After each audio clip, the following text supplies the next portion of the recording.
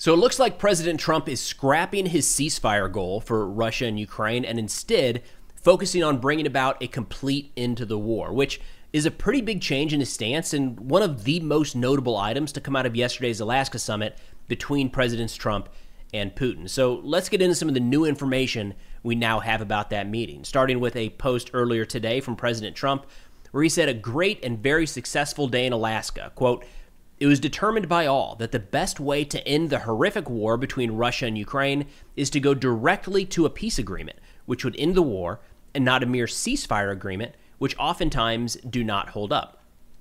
Barack Ravid added through some reporting in Axios, quote, "Trump told Zelensky and European leaders during a phone call that Putin is not interested in a ceasefire, but a comprehensive agreement to end the war."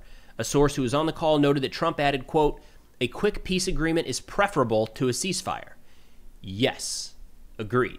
Like a total end of the war, a just and durable peace is better than a ceasefire, no doubt. A ceasefire is something that you try to accomplish along the way to the overall end agreement, the final peace agreement. The issue here, the reason that we generally see ceasefires first, which is, again, that is not the end state goal, some sort of temporary ceasefire agreement. The reason we generally see ceasefires first is it's usually easier to get to that point of just, hey, stop shooting for a day, a week, a month, or just stop firing missiles at each other for a week, or stop firing at energy infrastructure, right? There's been a lot of options presented to Russia at this point that they've not gotten on board with. That is usually easier to accomplish. It's temporary, it's short term, it's relatively limited in what it's asking than a comprehensive peace deal. I mean, in this case, you got to think that it's easier to get Russia to not launch missiles into Ukraine for a week than it is to come up with some sort of agreement that is going to resolve all of the issues that led to this war in the first place. So the skeptical argument here is this just prolongs everything and kicks it further down the road. Now, President Trump talked about this, and we've got a couple clips from him we're going to play today. People, as they analyze this from the outside, this is how almost everybody's kind of universal thinking, how this ends. There's going to be some land swaps. There will be more Russian territory than there had been. And what Ukraine wants and needs desperately is our security measures that won't be NATO related. If you had to look into your crystal ball, is that how it ends? Well, I think those are points that we negotiated, and those are points that we largely have agreed on, actually. I think we've agreed on a lot. And I can tell you, the meeting was a very warm meeting. You know, he's a strong guy, he's tough as hell and all of that. But the meeting was a very warm meeting between two very important countries, and it's very good when they get along. I think we're pretty close to a deal. Now, look, Ukraine has to agree to it. Maybe they'll say no, because Biden handed out money like it was candy, and Europe gave him a lot of money. You know, we gave him $350 billion. Europe gave them much less, but still a lot, $100 billion. All right, so I promise we are going to get into that a little bit, but first things first, because this is always just so frustrating, we have not given Ukraine $300 billion. I don't know where that number continues to come from, but here we've got the Kiel Institute, Ukraine Support Tracker, pretty reliable from everything I've seen. If somebody has a better source that's rolling this up, let me know. But this is public. Anybody can look this up. And when you come down here, you see the total government support, not just what has been given, like allocated so far, but also what is allocated to go to Ukraine. Like, we will send this. We just haven't sent it yet. And we've got the United States, you know, in the 120-ish billion on or about, with Europe at 250 now at this point. I just can't for the life of me figure out where the $300 billion number is coming from. And it's frustrating because this is still a lot of money. No doubt. We're heavily invested in a lot of ways into this conflict. I don't know why we continue to throw out the different numbers entirely. Now, President Trump did in that session there with Sean Hannity. Mind you, this was kind of the only interaction with press on this trip, which is interesting for President Trump. If you watch what he does and kind of try to follow his statements, he's always looking for an opportunity to engage with reporters. Not this time around. There's a little bit on the plane on Air Force One going there. I don't think anything on the way back, but this sit down with Hannity was planned ahead of time, and they did stick with that schedule. And you'll notice that President Trump says they're close to a deal. And I want you to keep that in mind as we get into some of these terms that have been thrown out there. in recent days. And I'll pull one up here, or not in recent days, just in the last 12 hours, because some of this is wild. It's like the first time I've ever heard some of this at all. Mike Carter at the White House correspondent for Newsmax, said sources told Newsmax that Putin is dropping his objection to teaching the Ukrainian language in Ukraine. I didn't know that that was an objection in the first place, or like maybe it was a minor annoyance, but that has not been on Putin's list of demands for ending the war that I've seen. It's at least not been a top 5 or 10 item, but fortunately Putin is ceding that piece. He will allow Ukraine to teach Ukrainian in their schools. He talks about the differences have to be worked out on how to define and implement a ceasefire or not a ceasefire, right? Maybe we're not doing a ceasefire at all, but of course differences have to be worked out on that. And then Russian security guarantees for Ukraine, allowing NATO to come to Ukraine's defense if Russia violates it. I'm going to leave this up on the screen here because maybe I'm an idiot and I'm reading this the wrong way, or maybe it was lost in translation. But the way that I'm looking at that is that Russia is saying, we will provide the security guarantee for Ukraine. We will keep Ukraine safe. If we don't, if we slip up and we just can't keep Ukraine safe from ourselves, we will allow NATO to come to Ukraine's defense. Is that how you guys see that? That's insane, right? Like that almost comes across like some staffer wrote that down and somebody's like, don't do that. That's not funny. This is a serious thing. And they go, no, they're not going to believe that. And then they passed it over and the U.S. is like, yeah, this is one of Russia's demands, is that Russia will provide this security guarantee. And if they just can't help themselves, they'll call NATO and say, hey, Brussels, guys, could you come over here and keep us away from ourselves? Is that, it's stuff like that coming out that's a little bit nerve-wracking that I don't think we're very close at all. In fact, Barak Ravid had some other pieces here, again, reporting in Axios, where he said a source familiar with the talks between Trump and Putin said the Russian president proposed freezing the front in the Zaporozhye and Kherson regions. Let me pull up a map again here to give you an idea of the places we're talking about. Still looking at, oh, you know what? While I got you here, we got a fundraiser going on right now. Azov International. That's right. We're pulling the one up here because every time I cite a number, this number goes up between when I record and when I publish. 42,000 because y'all are incredible. We're 4 days into this now, so we're averaging $10,000 a day coming in. What we're doing for these guys, night vision devices, thermals, drones, and comms equipment for the International Battalion. These are American, British, Swedish, and other volunteers from around the world. A couple interviews coming your way. Hopefully, I can get them out today, but talking with drone operators, assault platoon leader, Vegas. I know a lot of you guys have mentioned him. Combat Medics, got a great YouTube channel. We got the chance to talk just a couple days ago about their operations. If interested and able, this fundraiser is helping outfit those warriors there with Azov International. But pulling up, I get distracted. Multiple tabs up on the browser. But going over to a live UA map here to give you an idea of what they're talking about when they get into these territorial concessions. So again, coming from Mervid, he says Putin proposed freezing the front line in Zaporozhye and Kherson in exchange for a complete Ukrainian withdrawal from Donetsk. So Donetsk right here. It's actually where most of the fighting is happening, the intense fighting right now around Pokrovsk. So he wants Ukraine to withdraw from this tan and green area entirely. In exchange, he would freeze the front line. Zaporizhia here, you can see there's still portions of that oblast that are under Ukrainian control. So he's saying we won't go further there, and we won't go further just here to the west into Kherson. So there's a lot of Kherson over here across the river that is held by Ukraine. Russia has said in recent talks that they want international recognition that is all theirs. Apparently, that is a topic of conversation, or Putin seemed somewhat open to that, which is kind of in line with realistically what we thought he might say. So now that we're grounded for a second, let me spiral this thing out of control. They said the source said that the American side got the impression that Putin is open to negotiations regarding the Sumy and Kharkiv regions. That is not a Putin concession. He just added something entirely new to his stance. So let's zoom on out because we haven't been talking about this for a while. Sumy and Kharkiv, all of a sudden up here. So Sumy, this red area here, is inside of Ukraine. It's territory that Russia has taken inside of Ukraine. They don't claim Sumy as Russian territory. They are just occupying this territory. Same thing down here in Kharkiv. They do, and there's a couple different areas here. They do not claim that Kharkiv is part of Russia. That is not part of Putin's recent demands. But I guess now they're open to the consideration, maybe, just maybe, if we ask nicely and say please, they might cede some of the territory in Kharkiv and Sumy that Russian forces have occupied. Look, when the conversation around territorial swaps has come up in recent days, generally speaking, most people, if we take that at face value and say there will be some degree of swap, the general view is that Russia would leave these two areas because it's really not that strategically important for them. In exchange, they would get some chunk of Ukraine. Whether you think that's good or bad is indifferent. This was the territory that Russia was going to, quote, give up.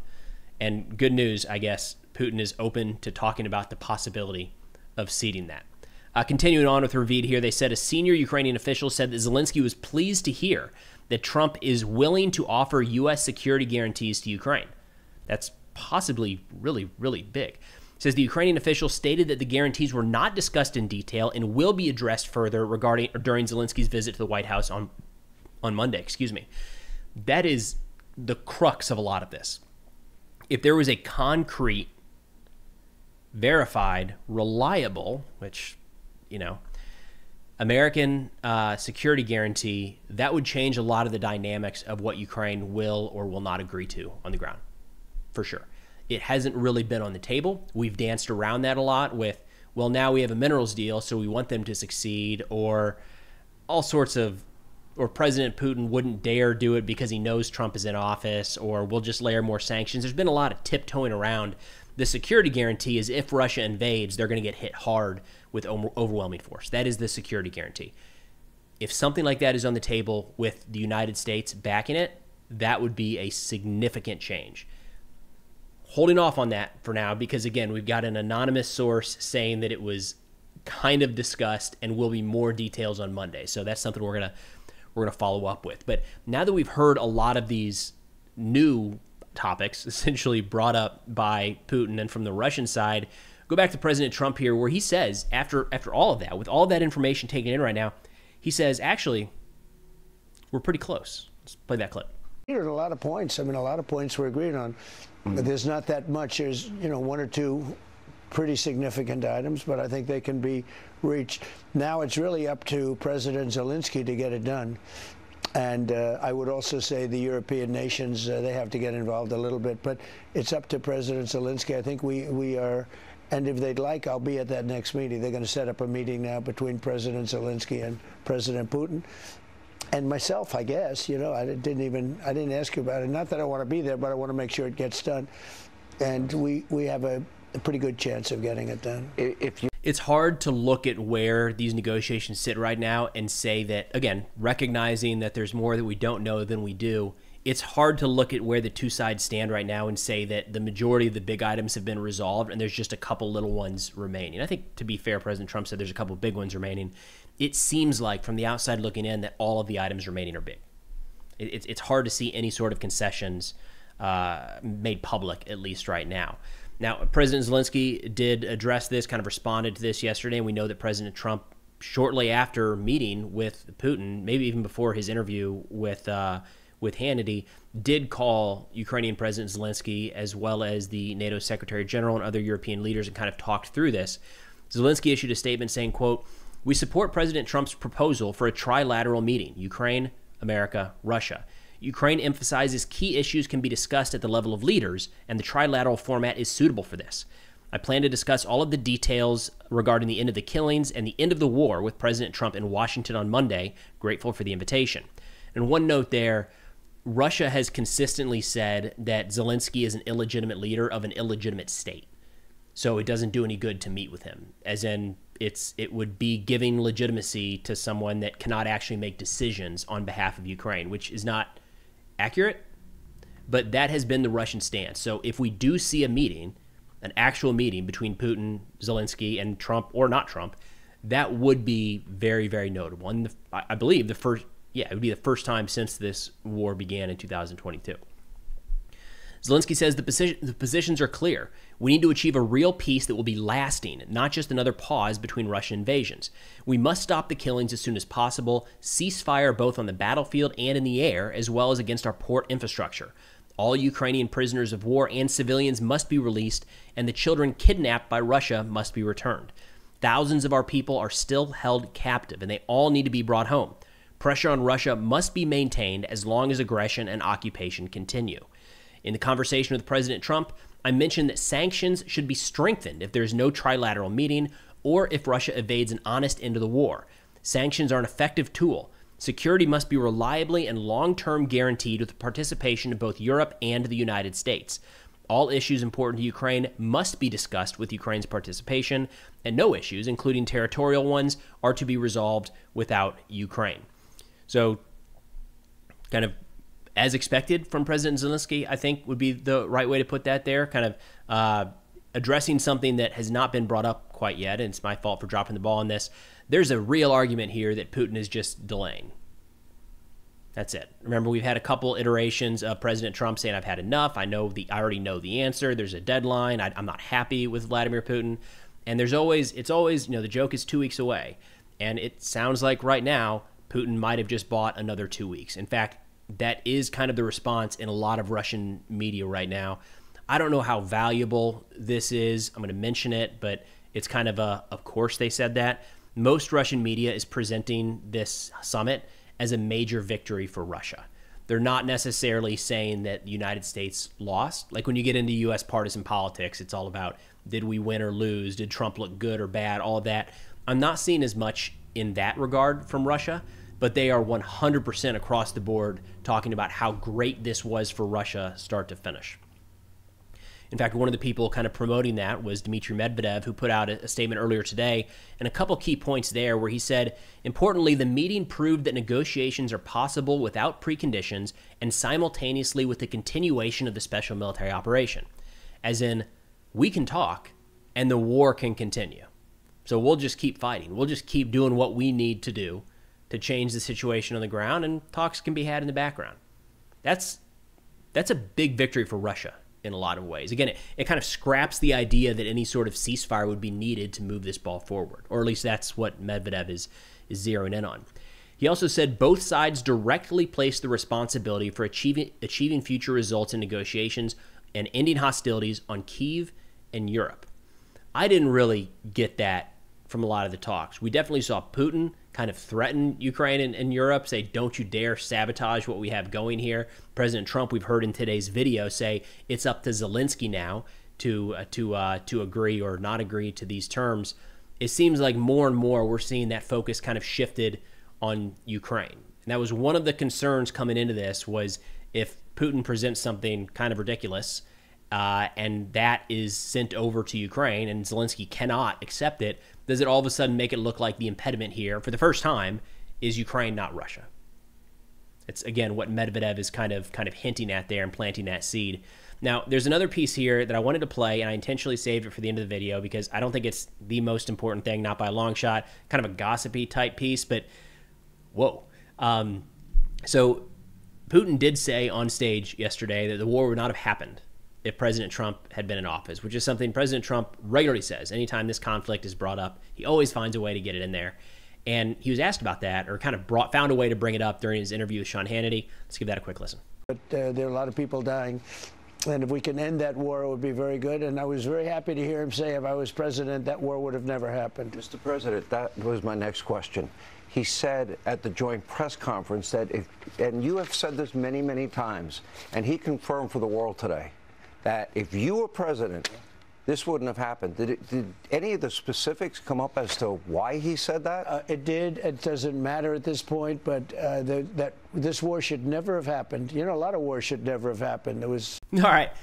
That matters a lot. Like, that is the most important part of this, full stop. Now, credit to Sean Hannity for asking that question. I wish he would have kind of dug in a little deeper, but that is the major takeaway.